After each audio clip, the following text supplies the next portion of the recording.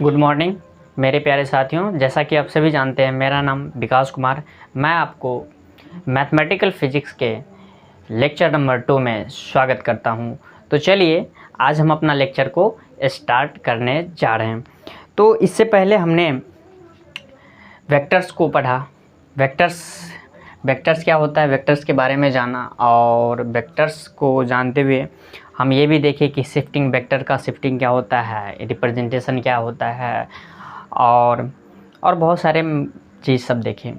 आज हम इंटर करने वाले हैं वेक्टर अलजेब्रा में। कल हम वेक्टर अलजेब्रा की बात किए थे कि वेक्टर अलजेब्रा में हम कल इंटर करेंगे। तो देखिए वेक्टर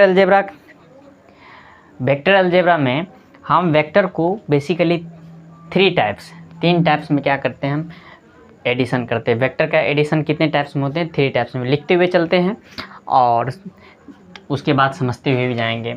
थर्ड जो हमारे पास है heading vector algebra. Vector algebra vector algebra हम क्या देखेंगे? There are 3 types of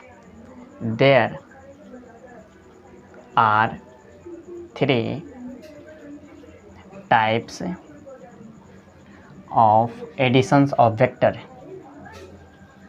addition of vector को हम कितने टाइप्स में एडिशन करेंगे?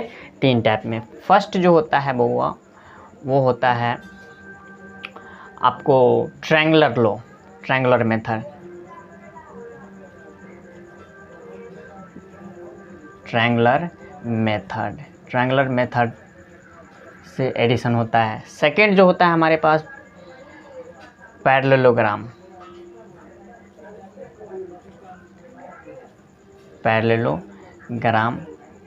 मेथड।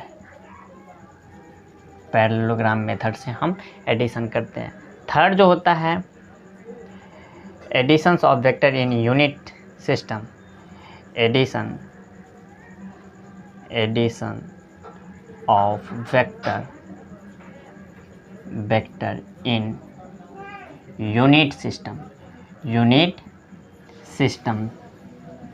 यूनिट सिस्टम में हम क्या करेंगे? वेक्टर को ऐड करेंगे। ये थर्ड पॉइंट आ गया। तो हम ये सारे क्या है, मैथमेटिकल कॉन्सेप्ट है, इसमें सिर्फ मैथमेटिक्स ही इन्वॉल्व हैं। तो इसको समझते भी चलेंगे और आगे बढ़ते हुए चलेंगे। तो फर्स्ट हम हेडिंग देते हैं, क्या हो जाएगा? फर्स्ट हेडिंग हमारा आता है ट्रायंगुलर मेथड। ट्रायंगुलर मेथड में क्या होगा भाई? देखिए कोई वेक्टर ए है, सपोज कीजिए कि ये क्या है, वेक्टर ए है, ठीक है। और दूसरा वेक्टर क्या है? वेक्टर ए का टेल ये है और हेड ये है। वेक्टर बी जो है, दूसरा वेक्टर कोई अनदर वेक्टर बी है, वो इनके हेड से, वेक्टर बी का जो टेल है वेक्टर ए के हेड से पास हो रहा है, ठीक है। इसका जो देखिए वेक्टर बी को अगर हम देखते हैं तो वेक्टर बी का जो टेल है वो वेक्टर ए का हेड से जॉइंट है। इन दोनों का कॉमन पॉइंट क्या है? एक है। वेक्टर ए का हेड और वेक्टर बी का टेल, दोनों का कॉमन पॉइंट है। तो जब हम इन दोनों वेक्टर को जोड़ते हैं तो इनकी जो रिजल्टेंट होती है वो रिजल्टेंट क्या होती है? फर्स्ट वेक्टर के क्या होंगे? टेल से, और जो अंतिम जो लास्ट वेक्टर होंगे, लास्ट वेक्टर इसमें क्या है? वेक्टर बी है, उनके हेड से क्या हो जाएगा? कंबाइंड होगा। तो देखिए इसकी जो रिजल्टेंट होगी ये कुछ इस तरह से क्या करेंगे? पास करेंगे, ठीक है। थोड़ा सा टेढ़ा हो गया लेकिन कोई दिक्कत नहीं है। तो ये क्या कहलाएगा? रिजल्टेंट को हम आर से भी इंडिकेट करते हैं। और ये क्या हो जाएगा? Vector A plus vector small में नहीं, बी स्मॉल में दीजिएगा तो स्मॉल में दे दीजिए, नहीं तो कैपिटल में दीजिएगा तो कैपिटल में दे दीजिए। स्मॉल में हम लेके चलते हैं ए और ये बी। तो इसकी जो रिजल्टेंट हो जाएगी क्या हो जाएगा? Vector B. ठीक है।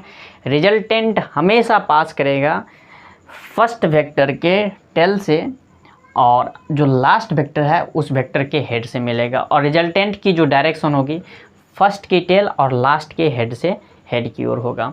अगर हम बात करें देखिए, तो इसमें बहुत सारे वेक्टर हैं, जैसे कि मान के चलिए ये वेक्टर ए है, या एक्स दे दीजिए, वेक्टर एक्स दे दीजिए, और ये वेक्टर वाई दे दीजिए, वेक्टर वाई है, ये वेक्टर जेड दे दीजिए, ये वेक्टर के दे दीजिए। तो इस सभी का जो रिजल्टेंट होगा वो फर्स्ट वेक्टर के क्या होंगे, टेल से, और जो लास्ट वेक्टर हैं उस लास्ट वेक्टर के हेड से क्या करेंगे, ये मिलेंगे। और डायरेक्शन क्या होगा, फर्स्ट वेक्टर के टेल से निकलेगा और लास्ट वेक्टर के हेड पर जाके टर्मिनेट कर जाएगा। तो ये क्या कहलाएंगे, ये रिजल्टांट वेक्टर है। और रिजल्टांट कितना होगा भाई, तो vector X plus Y plus vector Z plus vector K X, vector X plus vector Y plus vector Z plus vector K, ये क्या होंगे, इसका रिजल्टांट होंगे। ठीक है, ये तो हम समझाने के लिए लिख दिए। कितना भी वेक्टर दिया जाए और उसमें अगर हम ट्रायंगल लॉ लगाते हैं, ये क्या है, ट्रायंगुलर लॉ। तो ट्रायंगल लॉ क्या कहता है कि फर्स्ट वेक्टर का जो टेल होगा और जो लास्ट वेक्टर का हेड होगा, तो टेल से निकलेगी, जो रिजल्टेंट वेक्टर होगी वो टेल से निकलेगी और हेड तक क्या करती जाएगी, हेड में जाके वो टर्मिनेट कर जाएगी। उसकी डायरेक्शन क्या होगी, फर्स्ट वेक्टर का टेल से लास्ट वेक्टर का हेड हो जाएगा। ठीक है, तो इसमें देखिए, अगर हम इस पॉइंट को ओ लिखें, इस पॉइंट को ए लिखें, इस पॉइंट को बी लिखें, तो देखिए ओ ए बराबर क्या है, ओ ए बराबर क्या है, वेक्टर ए है, और ओ ए बी बराबर कितना है, ए बी बराबर वेक्टर बी है। और जब हम इसके रिजल्टांट को देखेंगे तो रिजल्टांट क्या है, वेक्टर आर है। तो ओ बी बराबर क्या है, वेक्टर आर। तो इसमें अगर हम रिजल्टांट की बात करें, रिजल्टांट वेक्टर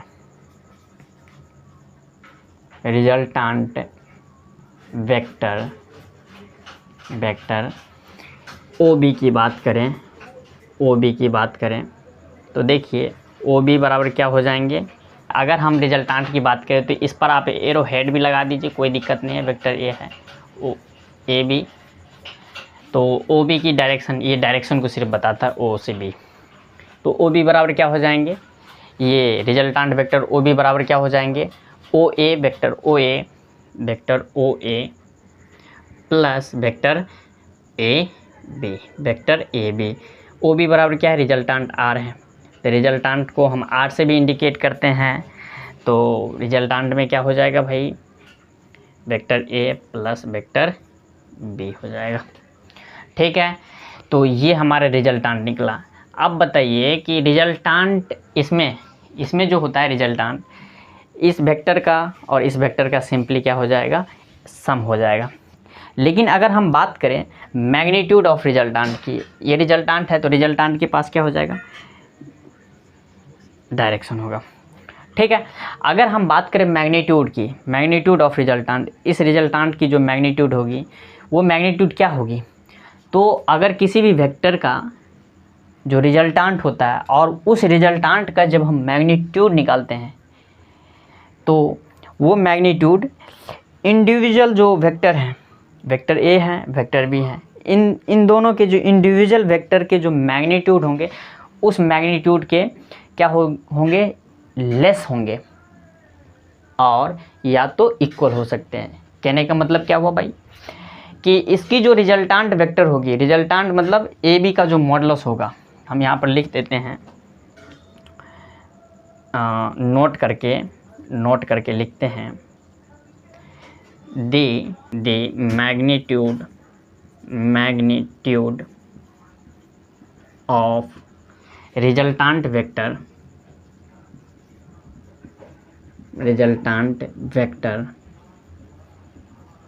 vector क्या हो जाएगा, इज लेस देन या क्या हो जाएंगे, equal to the sum of magnitude of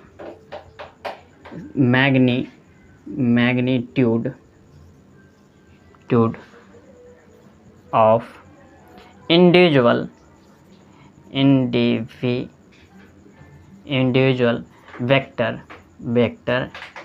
A and vector B होंगे। ठीक है, इसका मतलब क्या हुआ कि अगर हम देखें रिजल्टांट की मैग्नीट्यूड की बात करें तो रिजल्टांट की जो मैग्नीट्यूड होगी वो क्या होगी, लेस देन इक्वल टू क्या हो जाएंगे, वेक्टर ए का जो मैग्नीट्यूड है प्लस वेक्टर बी का। इसको हम इस पर हम जो ये जो कॉन्सेप्ट बताए हैं इस कॉन्सेप्ट को अभी दिमाग में रखिए। जो नेक्स्ट हेडिंग होगा पैरेललोग्राम, वहाँ से हमें ये क्लियर कट देखने को मिल जाएगा कि आखिर ऐसा क्यों हुआ। ठीक है, या इसको ऐसे भी लिख सकते हैं आप, vector A plus vector B का जो मैग्नीट्यूड होगा वो लेस देन इक्वल टू हो जाएगा vector A plus vector B का मैग्नीट्यूड। ठीक है, तो ये चीज़ यहाँ से हमें देखने को मिलता है। चलिए, अब जो हमारा नेक्स्ट हेडिंग है वो नेक्स्ट हेडिंग क्या हो जाएगा, नेक्स्ट जो हेडिंग होने वाला है हमारा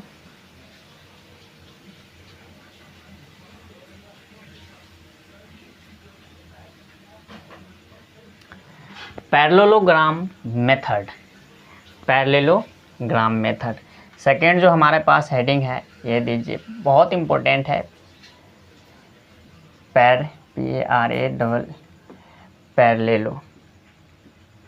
parallelogram method of addition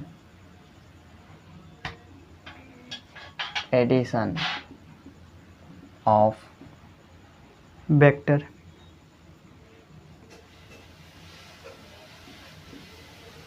parallelogram method से हम क्या करेंगे, किसी वेक्टर का एडिशन करेंगे। तो किसी वेक्टर का जब हम पैरेललोग्राम मेथड से एडिशन करते थे क्या होगा, देखिए अगर हम इसको लिखें तो कोई वेक्टर ए है, दो वेक्टर का एडजेसेंट साइड होंगे, ये मान के चलिए वेक्टर ए है, और कोई वेक्टर दूसरा वेक्टर क्या है, बी है, ये क्या है, वेक्टर बी है। ठीक है, तो वेक्टर ए और वेक्टर बी की जो कॉमन पॉइंट है, दोनों का जो कॉमन पॉइंट है वो क्या है, टेल से दोनों वेक्टर निकल का है। इसका मतलब क्या हुआ कि हम इससे पहले पढ़े थे कि अगर हम इसको शिफ्ट करें, इसको अगर हम यहाँ से उठा के अगर यहाँ पर हम शिफ्ट करें, शिफ्ट कर सकते हैं भाई, क्या जा सकता है, क्योंकि हम इससे नेक्स्ट क्लास में, इससे पहले वाले बैक क्लास में हमने उसको देखा था। तो जब हम इसको उठा के यहाँ से अगर हम यहाँ पर शिफ्ट करेंगे तो ये क्या हो जाएगा, शिफ्ट हो जाएगा, क्योंकि पैरेलली शिफ्ट कर रहे हैं हम, डायरेक्शन में चेंज नहीं कर रहे हैं। तो डायरेक्शन में अगर कोई चेंज नहीं है तो हम वेक्टर को आगे पीछे या पैरेलली हम क्या कर सकते हैं, शिफ्ट कर सकते हैं, सिर्फ रोटेट नहीं कर सकते हैं। ठीक है, तो देखिए यहाँ पर देखिए, अगर हम इसको उठा के यहाँ पर अगर लगा दें, इसको उठा के इस वेक्टर को उठा के अगर यहाँ पर लगा दें तो इन दोनों की जो रिजल्टांट होगी, इन दोनों की जो रिजल्टांट यही रहेगी ना, रिजल्टांट तो ये रहेगी ना। इसको हम शिफ्ट कर दें यहाँ पर तो रिजल्टांट किससे पास होगा, इन दोनों के जो कॉमन पॉइंट हैं इस डायगोनल होके पास करेगा। ये जो टेल है इसके टेल के साथ आ जाएगा अगर शिफ्ट करेंगे तो, और रिजल्टांट क्या होगा, इस होके पास करेगा। तो इसी प्रकार ये क्या है, ट्रायंगुलर लॉ से ही पैरेललोग्राम लॉ क्या हुआ है, क्रिएट हुआ है। अब देखिए कि हम क्या करते हैं, इसको थोड़ा सा एक्सटेंड करते हैं। जब हम इसको एक्सटेंड किए, जब हमने इसको क्या किया, एक्सटेंड किया, इसको हमने एक्सटेंड किया, और हम क्या करते हैं, इसको भी एक्सटेंड करते हैं। चलिए, हमने इसको भी एक्सटेंड किया, थोड़ा सा और टेढ़ा कर देते हैं, हल्का सा, समझ गए। तो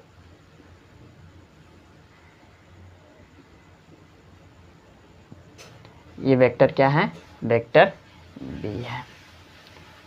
अब देखिए तो इसको जब हम पैरेलली शिफ्ट करेंगे या इसके हम अक्रॉस इसी तरह पैरेलली लाइन अगर ड्रॉ करेंगे तो क्या हो जाएगा भाई, ये लाइन कुछ इस तरह हमें दिखेंगे और ये हमें कुछ इस तरह दिखेंगे।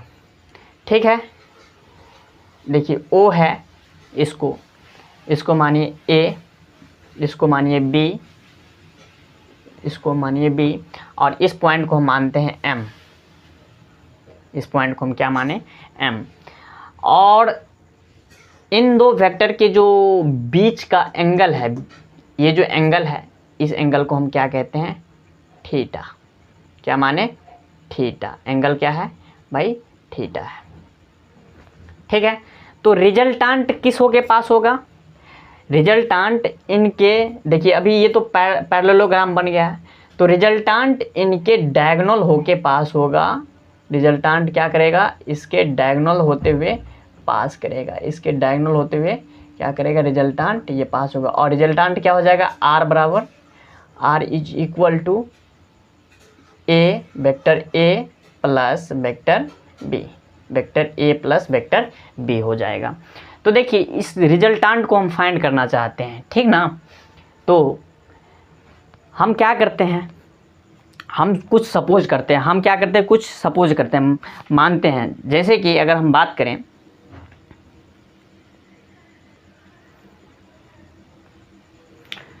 तो यहाँ पर आप क्या मानेंगे, क्या मानेंगे, देखिए पहले तो जो दिख रहा है उसको हम लिख देंगे, लेट हम क्या मानते हैं, लेट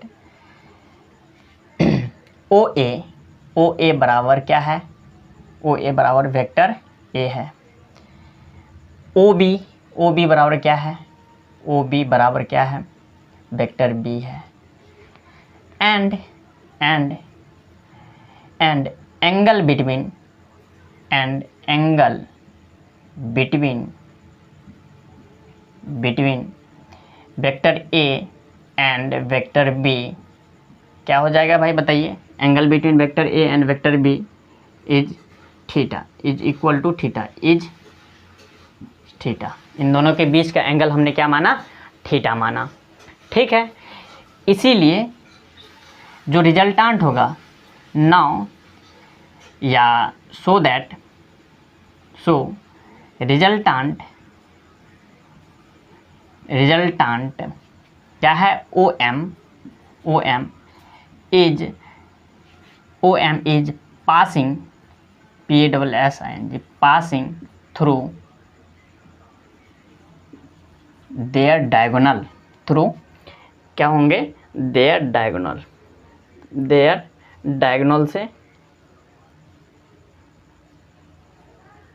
से क्या करेंगे, पास करेंगे। इसीलिए रिजल्टांट बराबर क्या हो जाएगा, इसलिए रिजल्टांट क्या है भाई, बताइए। रिजल्टांट ओ एम है, O M is equal to क्या हो जाएंगे, वेक्टर आर, और vector R is equal to क्या हो जाएंगे, बताओ, vector A plus vector B होंगे। ठीक है, रिजल्टांट वेक्टर क्या हुआ, vector A plus vector B हुआ। अब हम कुछ ड्रॉ करते हैं, क्या ड्रॉ करते हैं, तो देखिए ड्रॉ क्या करते हैं भाई, कुछ ड्राइंग करते हैं। हम देखिए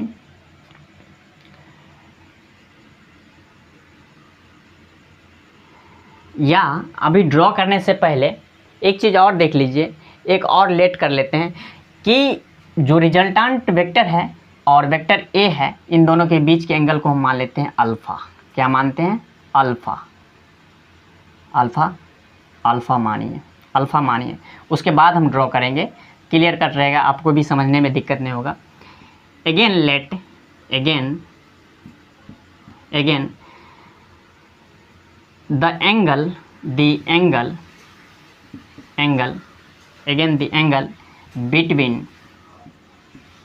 between resultant vector, between vector r and vector a is क्या माने, अल्फ़ा। हमने क्या माना, अल्फ़ा माना। ठीक है, यहाँ तक तो समझ में आया। अब हम ड्रॉ कर लेते हैं। ड्रॉ में क्या करते हैं भाई, देखो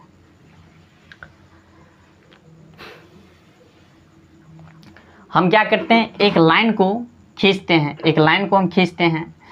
मान के चलिए ओ ए से एक लाइन को हमने खींचा, एक लाइन को हमने बढ़ाया आगे, और वहाँ से हमने क्या किया, एम से परपेंडिकुलर इस लाइन पर डाला।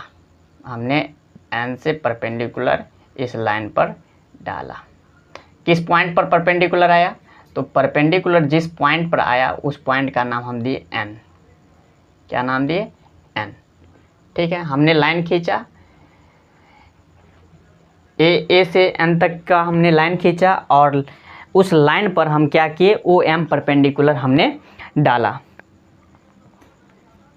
तो यहाँ से लिख लीजिए द परपेंडिकुलर डी, या ड्रॉ द परपेंडिकुलर, ऐसे लिखिए ड्रॉ द परपेंडिकुलर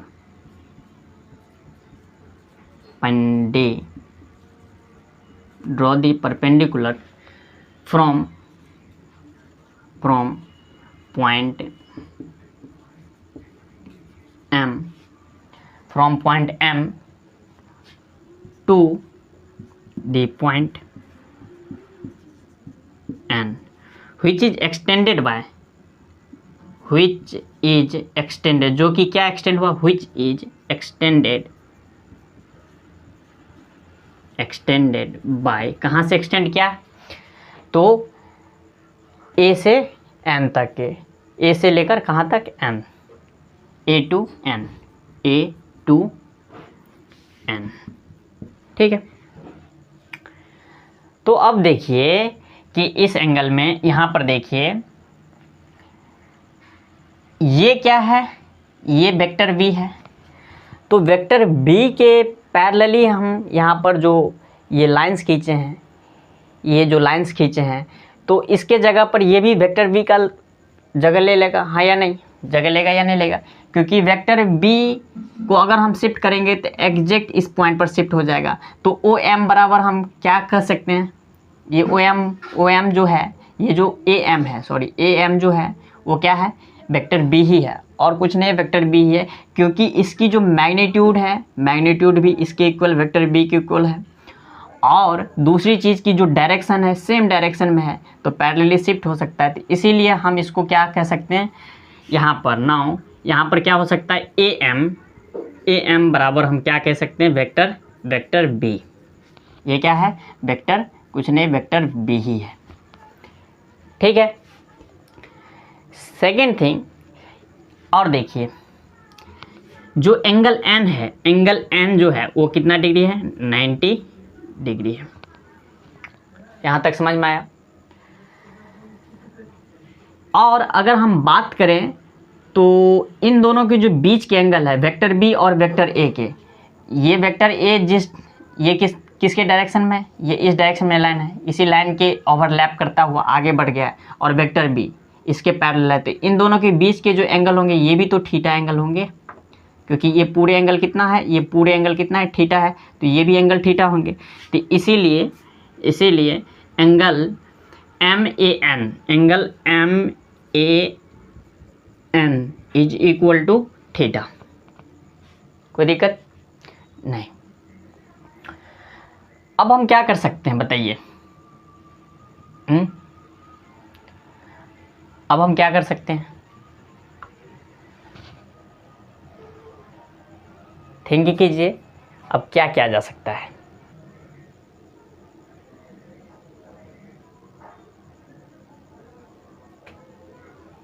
क्या कर सकते हैं, अगर ये थीटा हो गया तो हम निकाल सकते हैं b बराबर क्या है, a बराबर क्या है। लगाइए इस एंगल पर cos थीटा, अगर हम लगाते हैं इन ट्रायंगल अगर हम बात करें किस ट्रायंगल में, नाउ इन ट्रायंगल किसमें, AMN में बात करें तो इस ट्रायंगल में अगर हम बात करें साइन थीटा, तो साइन थीटा बराबर क्या हो जाएगा भाई बताइए, sine theta is equal to क्या होगा, P/H होता है, P/H। और P इसमें क्या है, अगर हम बात करें P के, तो थीटा अगर ये है तो परपेंडिकुलर ये हुआ NM। थीटा के क्या कहते हैं, सामने वाली जो लाइंस होती है वो क्या होती है, परपेंडिकुलर होता है। तो MN हो गया perpendicular, MN upon base height कितना हुआ, हाइट ये जो हाइपोटेनियस है वो क्या हुआ, AM। तो देखिए sine theta is equal to MN तो हमें पता नहीं है भाई, MN तो हम MN रहने देते हैं। लेकिन अगर हम AM की बात करें, AM बराबर क्या है, वेक्टर B है, वेक्टर B है। तो अब मुझे बता दीजिए MN बराबर क्या हो जाएगा, MN बराबर वेक्टर B साइन थीटा। ठीक है, वेक्टर B साइन थीटा। यहाँ तक आप पहले नोट कीजिए, फास्ट नोट कीजिए और हो गया होगा। चलिए देखिए, इसको आप मान लीजिए इक्वेशन नंबर फर्स्ट। ठीक है, अब हम इसको मिटाते हैं इस साइड वाले को और इसको बनाने का प्रयास करते हैं।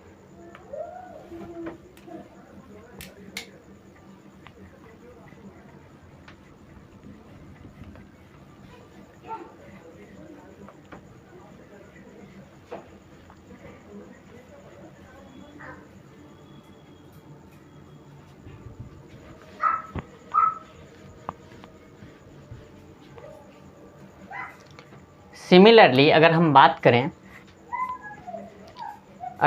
करें यहीं पर बात करें तो देखिए, या नहीं तो इधर आ जाइए, कंफ्यूज हो जाइएगा। सिमिलरली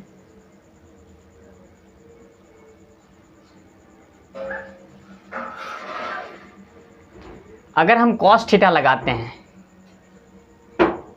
cos थीटा बराबर क्या हो जाएगा, B/H होगा। तो B कितना है इसमें, B हो गया AN, B क्या है AN अपॉन H बराबर क्या है AM। तो cos theta is equal to AN, क्या पता है, नहीं, हमें इसकी वैल्यू नहीं पता है। लेकिन H क्या है AM बराबर कितना है B, इसीलिए AN इज इक्वल टू क्या हो गया, B cos theta, equation number 2। ठीक है, ये इक्वेशन नंबर 2 हो गया। अब क्या कीजिए, इसी ट्रायंगल में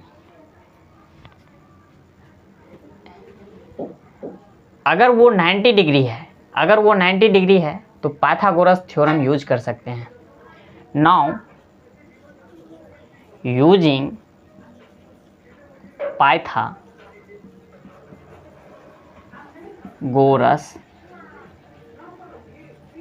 थ्योरम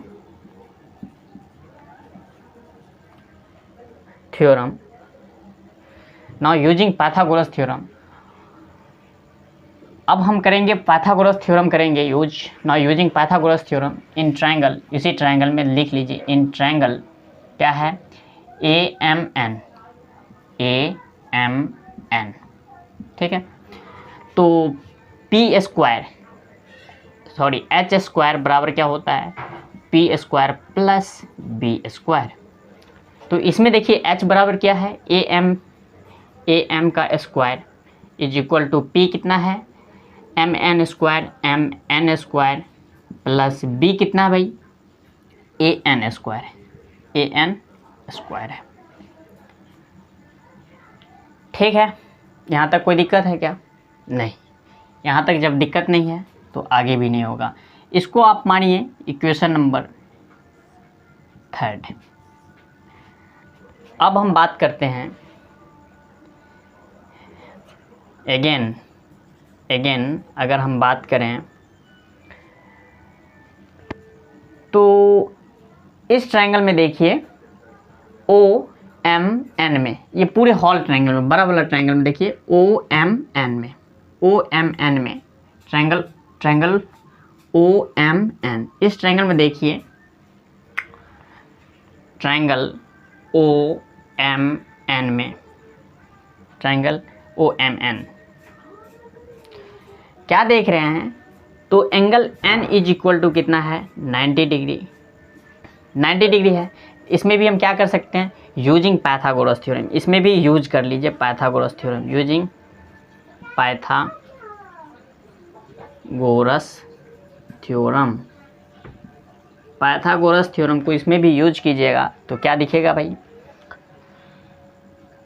एच स्क्वायर क्या है, हाइपोटेनियस, OM है, तो OM का square is equal to B square plus P square, या P square plus B square, P क्या हो जाएंगे, MN स्क्वायर होंगे, पी होंगे MN square, P square plus B कितना है, ON square, ON square, P है इस ट्रायंगल में, हाइपोटेनियस ये है पूरा OM स्क्वायर बराबर पी स्क्वायर, ये जो पी है, और बी कहाँ से कहाँ तक, यहाँ से लेकर यहाँ तक बी स्क्वायर, ठीक है।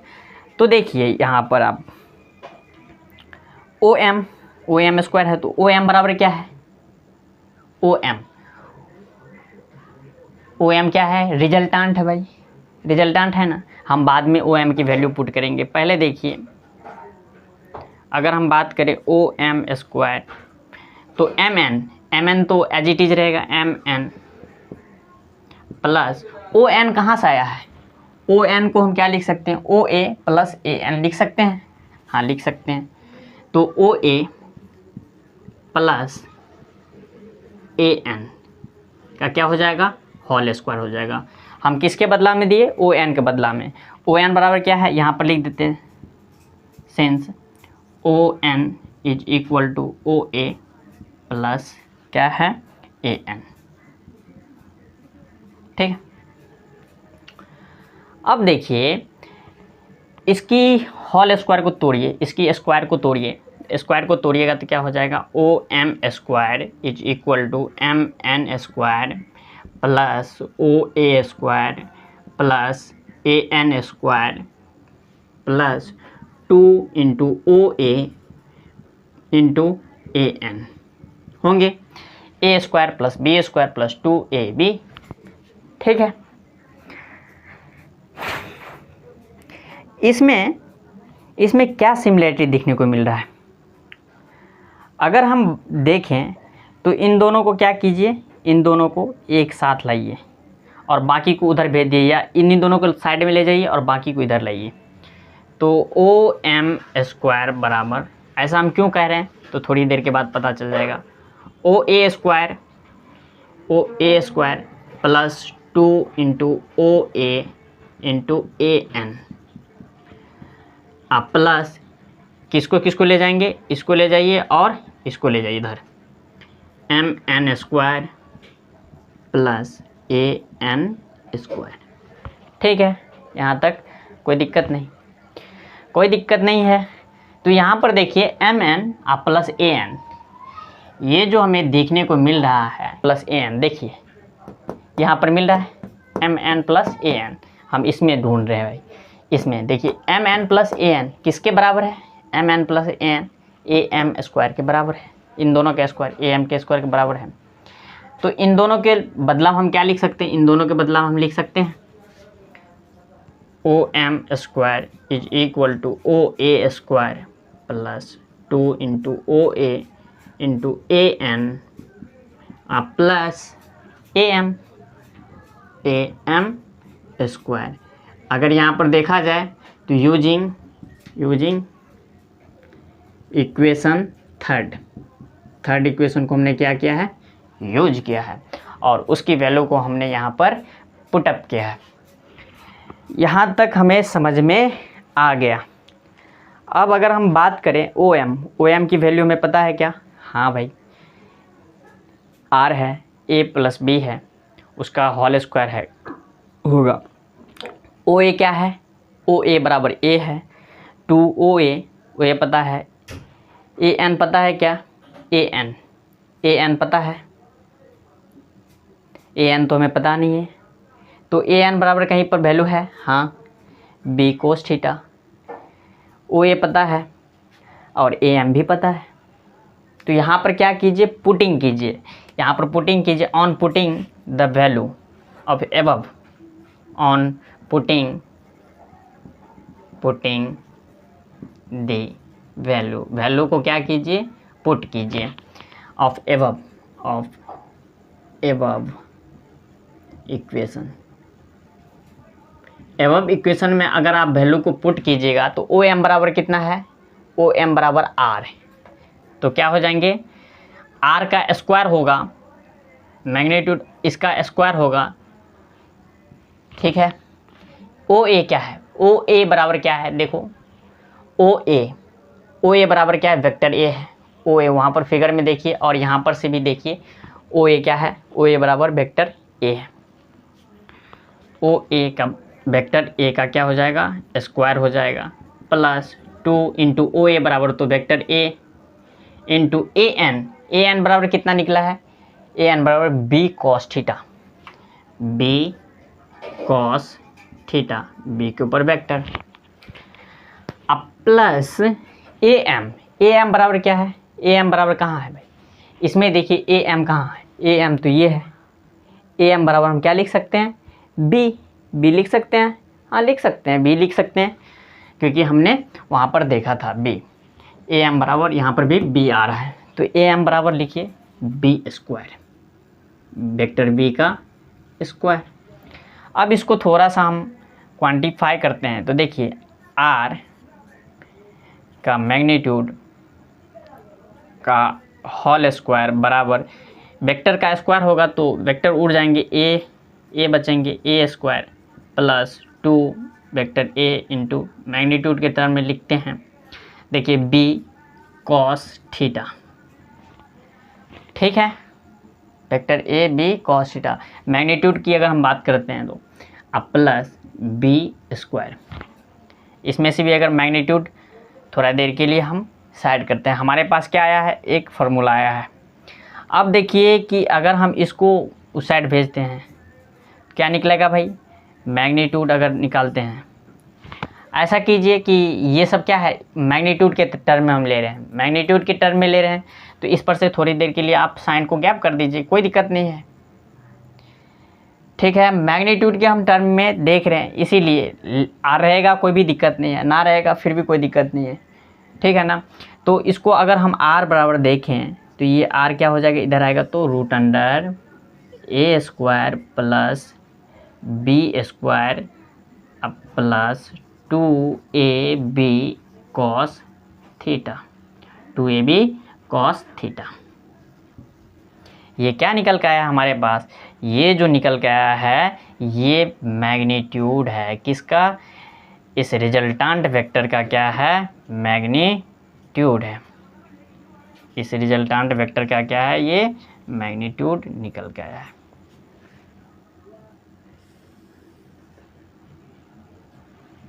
ठीक है। इसको सेव कर लीजिए,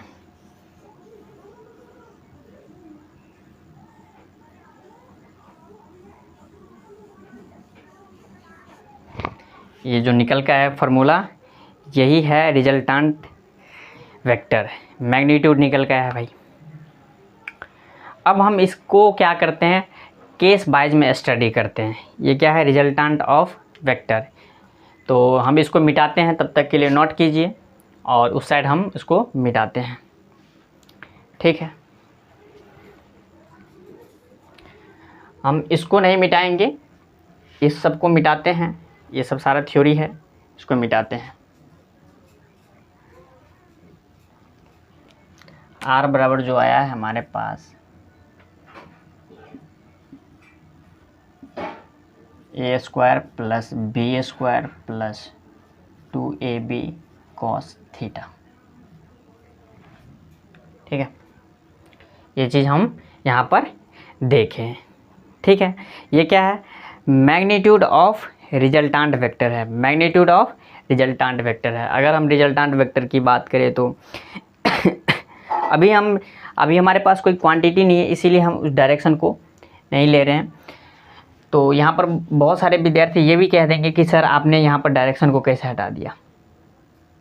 देखिए अभी हम सिर्फ मैग्नीट्यूड के फॉर्म में बात कर रहे हैं, ठीक है, मैग्नीट्यूड के फॉर्म में बात कर रहे हैं, इसीलिए इन सब के डायरेक्शन इस बात पे डिपेंड करेगा, किस पर डिपेंड करेगा, थीटा पर डिपेंड करेगा। समझ गए ना।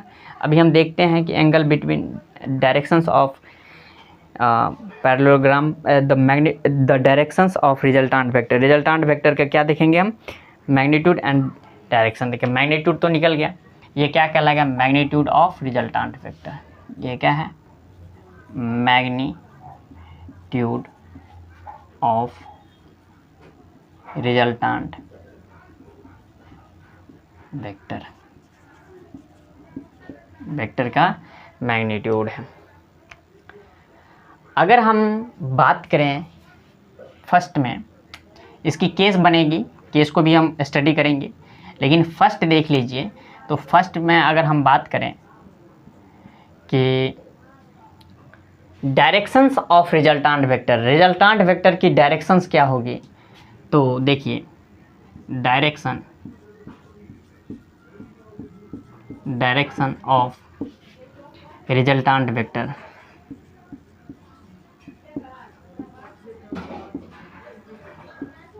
Directions of resultant vector, resultant vector की डायरेक्शंस क्या होगी। तो देखिए क्या हो जाएगा भाई, हम डायरेक्शंस के लिए क्या करते हैं, थीटा का उपयोग करेंगे, अल्फ़ा का उपयोग करेंगे।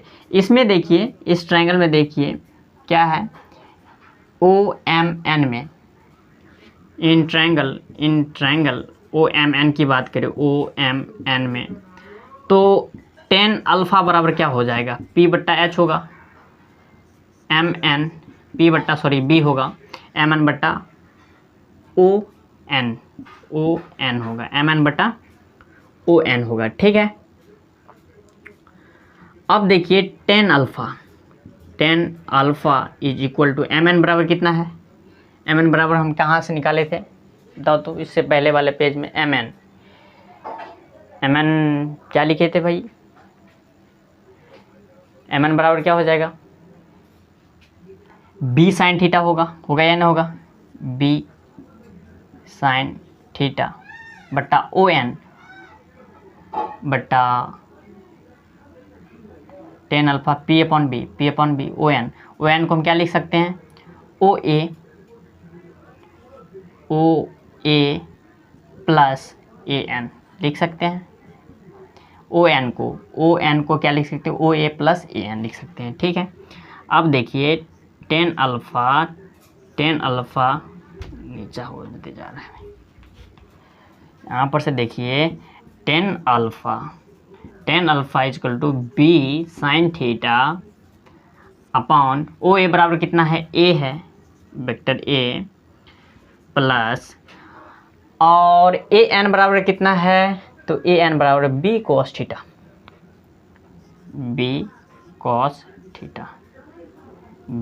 थीटा, ठीक है। अब हम अल्फ़ा बराबर निकालेंगे, तो अल्फ़ा बराबर क्या हो जाएगा, tan inverse B sine theta upon A plus B cos theta. ये क्या कहलाएगा, इसकी डायरेक्शन। ये क्या है, अल्फ़ा बताएगा डायरेक्शन।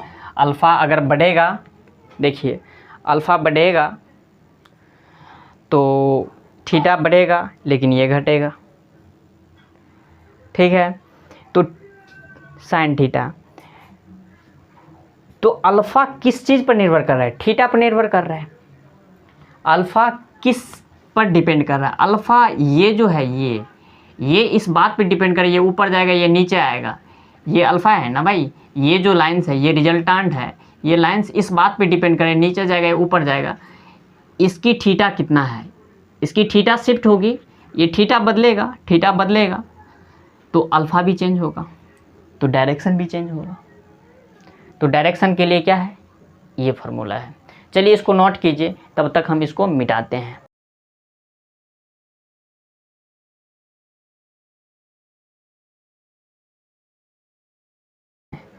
अगर हम बात करें कि रिजल्टांट, हम इससे पहले बात किए थे ना, इससे पहले वाले में बात किए थे कि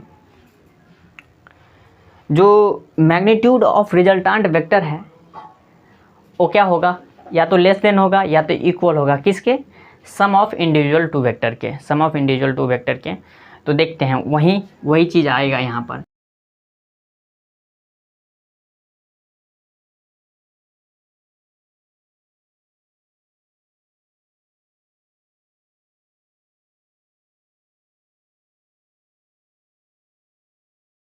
उस फॉर्मूला को आपको पूरे रट जाना है, जी पर रख लेना है, रिजल्टांट ऑफ वेक्टर को, ठीक है। वेक्टर का जो रिजल्टांट होता है, रिजल्टांट मैग्नीट्यूड ऑफ रिजल्टांट वेक्टर का जो मैग्नीट्यूड होता है उसको आपको क्या कर जाना है, रट जाना है, जी पर रहना चाहिए, एक बार में तुरंत याद आ जाना चाहिए हमारे।